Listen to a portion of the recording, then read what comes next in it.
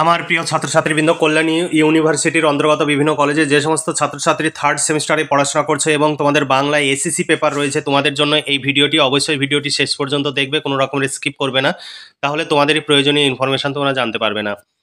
দেখো, Kalyani university third semester Bengali SSC 304 এটি paper code. তোমরা এসএসসি পেপার বললেই সুবিধা হবে। ব্যবহারিক বাংলা তোমাদের সামনে আমি সিলেবাস এবং সাজেশন দুটোই উপস্থাপন করব। আমাদের কাছে প্রশ্ন উত্তর রেডি হয়ে গেছে। তোমরা চাইলে নিচে দেওয়া হোয়াটসঅ্যাপ নম্বরে যোগাযোগ করে নোটসগুলো সংগ্রহ করে নাও, তাহলে তোমরা ভীষণভাবে উপকৃত হতে পারবে। আর অবশ্যই ভিডিওতে লাইক করবে, বন্ধুদের সঙ্গে শেয়ার করবে, যাতে তোমার মতো তোমার বন্ধুও উপকৃত হতে পারে। আর সব সময় আমাদের চ্যানেলের কাছ থেকে নোটসগুলো সরাসরি সংগ্রহ করবে, তাহলে আমাদের এই কাজ করার জন্য যে বিপুল খরচ, সেই খরচ তোলা অতি সহজ হবে। নইলে আমরা বেশিরভাগ ক্ষেত্রেই অনেক বিষয়েই আমরা খরচ তুলতে পারছি না। 2-3 কপি ছেলেমেয়েরা নিচ্ছে, তারপরে আর নিচ্ছে না, ফলে আমরা বিপুল লসের সম্মুখে চলে যাচ্ছি। আমাদের সত্যি কাজ করা ভীষণ মুশকিল হয়ে যাচ্ছে। তাই তোমরা আমাদের সহযোগিতা করবে এবং আমাদের পাশে থাকবে। তোমাদের দেখো, তোমাদের সামনে সিলেবাস ও সাজেশন দুটোই উপস্থাপন করব। তারপরে দেখো, এবার সাজেশনে চলে যাচ্ছি। সাজেশনের প্রশ্নগুলো দেখো। আর আমাদের কাছে নোট সংগ্রহ করলে তোমাদের বিভিন্ন জায়গায় ছোড়াছুড়ি করে নোট সংগ্রহ করার প্রয়োজন হবে না। তোমরা ঘরে বসেই নোটস পেয়ে যাবে এবং পড়াশোনা করে পরীক্ষার প্রস্তুতি নিতে পারবে। দেখো, 2024-25 সাজেশন। সুভাষ মুখোপাধ্যায়ের কাজের বাংলা এই প্রবন্ধ গ্রন্থ থেকে প্রথম প্রশ্ন, ভীষণ ইম্পর্টেন্ট। কাজের বাংলা প্রবন্ধের লেখক যে সমস্ত জ্যোতিচিহ্নের প্রয়োজনীয়তার কথা উল্লেখ করেছেন তা বুঝিয়ে দাও। অথবা কাজের বাংলা প্রবন্ধে 60 ইশারা বলতে লেখক কি বুঝিয়েছেন, বুঝিয়ে দাও। এখানে আরও অথবা দেওয়া রয়েছে, অথবা প্রশ্নগুলো তুলে ধরছি না। তারপরে দেখো, কাজের বাংলা প্রবন্ধে সুভাষ মুখোপাধ্যায়ের অব্যয় পদ সম্বন্ধে যে সমস্ত উদাহরণ দিয়েছেন সেইগুলি লেখো। 3 নম্বর প্রশ্ন, কাজের বাংলা প্রবন্ধ অবলম্বনে নত্যবিধান ও সত্যবিধান বিধির সম্পর্কে আলোচনা করো। তারপরে আরও অথবা রয়েছে। তারপরে 4 নম্বর প্রশ্ন, কাজের বাংলা প্রবন্ধের লেখক জানিয়েছেন কিছু সাবেক শব্দ আছে যা আজও কাজে লাগানো যায়। লেখকের দেওয়া সাবেক শব্দগুলি উদাহরণ সহ তুলে ধরো। 5 নম্বর প্রশ্ন, কাজের বাংলা প্রবন্ধ অবলম্বনে একই শব্দের ভিন্ন অর্থে প্রয়োগ সম্পর্কে উদাহরণ সহ লেখো। অথবা প্রশ্নগুলো তুলে ধরছি না, তোমরা পিডিএফ কপি সংগ্রহ করলে সমস্ত কিছুই পেয়ে যাবে। কাজের বাংলা প্রবন্ধ অবলম্বনে সমার্থক শব্দ সম্পর্কে লেখকের মতামত আলোচনা করো। 7 নম্বর প্রশ্ন, বঙ্কিমচন্দ্র চট্টোপাধ্যায়ের রচনা শিক্ষা সম্পর্কে কাজের বাংলা প্রবন্ধে সুভাষ মুখোপাধ্যায় যে সমস্ত দিকগুলি তুলে ধরেছেন তা আলোচনা করো। এখানে আরও অথবা দেওয়া রয়েছে। তারপরে প্রশ্ন দেখো, বাংলায় আমাদের বেশ কিছু বলচাল অর্থাৎ ইংরেজিতে যাকে বলে ফ্রেজ আছে, যা এইভাবে আমাদের হাতছাড়া হয়ে যাচ্ছে, ফলে এই ভাষা তার নিজস্ব মাধুর্য হারিয়ে ফেলছে। এই প্রসঙ্গে লেখকের দেওয়া উদাহরণগুলি সুস্পষ্টভাবে তুলে ধরো। অথবা প্রশ্ন রয়েছে। 9 নম্বর প্রশ্ন দেখো, রবীন্দ্রনাথ একসময় বাংলা ক্রিয়ার একটি তালিকা করেছিলেন, তার মধ্যে অনেক ক্রিয়ায় এখনকার লেখায় তেমন দেখা যায় না। এর মধ্যে কিছু নাম ধাতু মনে করলে জায়গা বিশেষে আমরা তা কাজে লাগাতে পারি। দৃষ্টান্ত সহ আলোচনা করো। তারপরের প্রশ্ন, চাই প্রবাদ প্রবচন, চাই কিছু ধর তাই বলি, তোমার পাঠ্য প্রবন্ধ অবলম্বনে উদ্ধৃত মন্তব্যটি বিশ্লেষণ করো। নীরেন্দ্রনাথ চক্রবর্তীর বাংলা কি লিখবেন, কেন লিখবেন প্রবন্ধ থেকে তোমাদের প্রশ্ন। সংবাদপত্রে প্রতিবেদন প্রকাশ করার জন্য কি ইন্ট্রোর ক্ষেত্রে কি নিয়ম অনুসরণ করার কথা লেখক বলেছেন, ইন্ট্রোর গুরুত্ব কোথায়। তারপরে ইংরেজি থেকে বাংলায় কোন বিষয় বা খবর তর্জমা করার ক্ষেত্রে কি সমস্যার সম্মুখীন হতে হয়, এই সমস্যা থেকে মুক্তির উপায় কি। পত্রপত্রিকায় লেখার সময় বাক্য গঠন সম্পর্কে লেখক কি মন্তব্য করেছেন। তারপর 4 নম্বর প্রশ্ন, ইম্পর্টেন্ট প্রশ্ন, বাংলা লেখায় জ্যোতিচিহ্নগুলি কোনটা কোথায় ব্যবহার করা যাবে সেই বিষয়ে লেখক কি দৃষ্টান্ত দিয়েছেন, আলোচনা করো।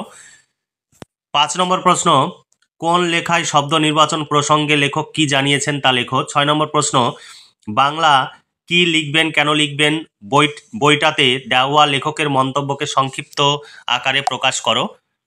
7 নম্বর প্রশ্ন, অনেক ক্ষেত্রে উদ্ধৃতির মধ্যেও থাকে উদ্ধৃতি, লেখক এই বিষয়ে কি মন্তব্য করেছেন তা দৃষ্টান্ত সহ আলোচনা করো।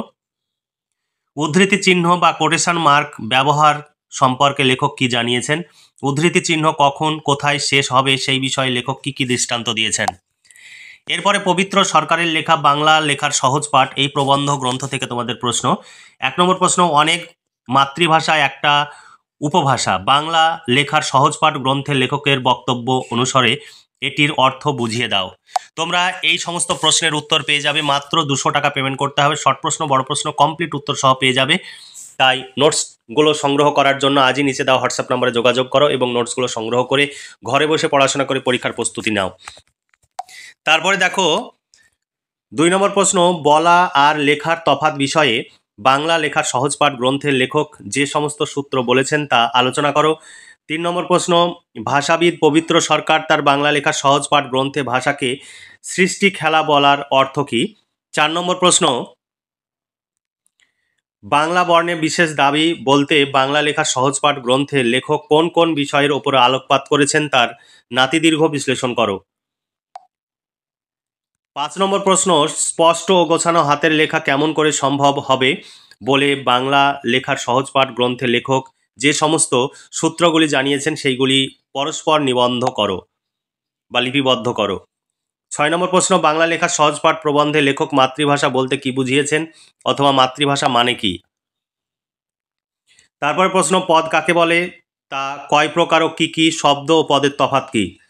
তারপর বাংলা বাক্যের প্রথম দুটো ভাগ কি এই সম্বন্ধে লেখক বাংলা লেখার সহজ পাঠ প্রবন্ধে কি বলেছেন তা নিজের ভাষায় লেখো। বিভিন্ন প্রকার বিশেষ্য বন্ধ নিয়ে একটি উদাহরণ সহ আলোচনা করো। 10 নম্বর প্রশ্ন, ক্রিয়াভাগ বলতে কি বোঝো বা বোঝানো হয়েছে, ক্রিয়াভাগ কি থাকে অথবা ট্রি ডায়াগ্রাম কি। তারপরের প্রশ্ন, অসমাপিকা ক্রিয়া বা ক্রিয়া বাক্য সম্বন্ধে লেখক কি বিশ্লেষণ করেছেন তা সে সম্পর্কে নাতিদীর্ঘ আলোচনা করো। 12 নম্বর প্রশ্ন, বাংলা লেখা সহজ পাঠ প্রবন্ধ অনুসারে সরল যৌগিক জটিল বাক্য সম্বন্ধে সংক্ষেপে আলোচনা করো। 13 নম্বর প্রশ্ন, বাংলা লেখা সহজ পাঠ প্রবন্ধ অবলম্বনে লেখকের লেখার চেহারা ভালো করতে গেলে কি করতে হবে। 14 নম্বর প্রশ্ন, লিখিত ভাষার নিরিখে বাংলা ভাষার নিয়মগুলি আলোচনা করো। এই ছিল তোমাদের সাজেশন ভিত্তিক প্রশ্ন। এই সাজেশন অনুযায়ী প্রশ্ন উত্তরে পিডিএফ কপি সংগ্রহ করতে চাইলে 200 টাকা পেমেন্ট করতে হবে। শর্ট প্রশ্ন এবং বড় প্রশ্ন উত্তর সহ কমপ্লিট পেয়ে যাবে, এর বাইরে তোমাকে কোনো প্রশ্ন উত্তর পড়ার প্রয়োজন হবে না। তাই দেরি না করে আজই নিচে দেওয়া হোয়াটসঅ্যাপ নাম্বারে যোগাযোগ করো। এটাই PhonePe, Google pay, Paytm number. এই নাম্বারেই পেমেন্ট করে পেমেন্টের অরিজিনাল রিসিপ্ট কপিটি আমাদের এই হোয়াটসঅ্যাপ নাম্বারই পাঠাতে হবে। আর অন্য কোনো নাম্বার থেকে যদি তুমি পেমেন্ট করো, অর্থাৎ নিজের ফোনপে নাম্বার নেই, তোমার দাদা বাবা বা অন্য কোনো সাইবার ক্যাফে থেকে যদি পেমেন্ট করো, তাহলে পেমেন্টের সাকসেসফুল মেসেজটি তোমার হোয়াটসঅ্যাপ নাম্বার থেকে ছবি তুলে পাঠাবে। তাহলে আমাদের পেমেন্ট চেক করতে সুবিধা হবে। তুমি যদি রিসিভ কপি না পাঠাও তাহলে আমাদের পক্ষে নোটস দেওয়া সম্ভব নয়, কারণ তুমি পেমেন্ট করেছো তার প্রমাণ হিসাবে আমাদের সেটি পাঠাতেই হবে। আর সব সময় ছবি তুলে পাঠালে ডেট টাইম যেন পরিষ্কার বোঝা যায়, কারণ আমাদের সেটা চেক করতে হয়, সেইভাবে তোমরা ছবি তুলে পাঠাবে। এরপরে দেখো প্রশ্নোত্তরের অংশটি তোমাদের দেখিয়ে দিচ্ছি, কারণ অনেকে ডেমো দেখতে চাও। হোয়াটসঅ্যাপে আমাদের ডেমো দেখানো সম্ভব নয়, তাই তোমরা ডেমো দেখতে চাইবে না হোয়াটসঅ্যাপে, এখানেই তোমাদের ডেমো দেখিয়ে দিচ্ছি, তোমরা দেখে নাও। পুরো সুন্দর করে উত্তর লেখা রয়েছে, পুরোটাই কম্পিউটার টাইপ, এখানে হাতে লেখা বা বইয়ের ছবি তোলা নয়। তাই তোমরা দেরি না করে আজই নোটসগুলো সংগ্রহ করো এবং ঘরে বসে পড়াশোনা করে পরীক্ষার প্রস্তুতি নাও। তোমরা ভীষণভাবে উপকৃত হতে পারবে। দেখো সুন্দর করে নোটসগুলো লেখা রয়েছে, এ নয় যে বইয়ের ছবি তোলা রয়েছে বা কোনো হাতে লেখা পিডিএফ। এটা পুরোটাই কম্পিউটার টাইপ, একদম ঝকঝকে লেখা, তোমাদের বোঝা ক্ষেত্রে কোনো সমস্যা হবে না। এখানে পুরো পেজ নাম্বার দেওয়া রয়েছে, সব একদম কমপ্লিট তোমরা পেয়ে যাবে।